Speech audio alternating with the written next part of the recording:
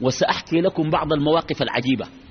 الموقف الأول: عاتكة بنت زيد مسلم الجاهلية، عاتكة بنت زيد ابن عمرو بن نفيل بنت عمر بن الخطاب، وهي أخت سعيد بن زيد عاشر المبشرين بالجنة. سعيد بن زيد أبو الأعور هي أخته، تزوجها عمر بن الخطاب. لما تزوجها اشترطت عليه شروط. الشرط الأول قالت له: أوعك تمد يدك علي. اشترطت شرط أن لا يضربها. الشرط الثاني أن لا يمنعها حقها، عندها حق ما تمنعها. الشرط الثالث أن لا يمنعها المسجد. قلت: أنا بحب أصلي في المسجد شديد، ما تمنعني أمشي المسجد. فوافق عمر رضي الله عنه وتزوجها، وتوفي وهي في ذمته. بعد أن أتمت عدتها تزوجها الزبير بن العوام، فاشترطت عليه نفس الشروط. قلت: أول حاجة شنو؟ ما تضربني، أنا ما أحب رجل يمد يده علي.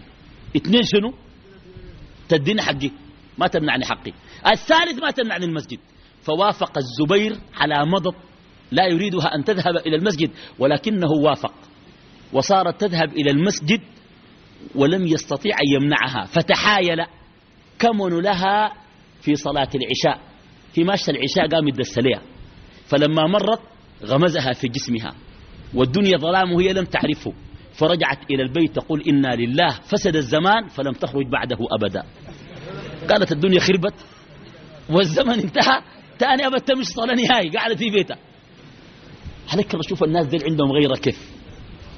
عثمان بن عفان رضي الله تعالى عنه لما دخل عليه الخوارج المفسدون على أمير المؤمنين وأمير البررة عثمان في داره، وكثرت عليه السيوف وهو شيء فوق 80 لا يقوى حتى أن يدافع عن نفسه، جاءته زوجه نائلة بنت فرافص الكلبية تدافع عنه، فانكشف خمارها، فقال لها وهو تحت وطأة السيوف: احتجبي، لقتلي أهون إلي من أن يروا منك شعرة. شوف عليك الله نازل عندهم هنا كيف، عندهم دين كيف.